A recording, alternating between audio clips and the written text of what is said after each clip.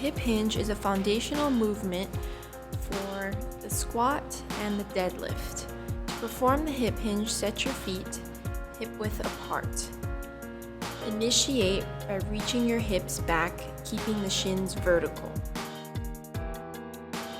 Make sure to maintain a neutral spine by keeping the chest tall, and think about holding a tennis ball underneath the chin to keep the head in a stable position.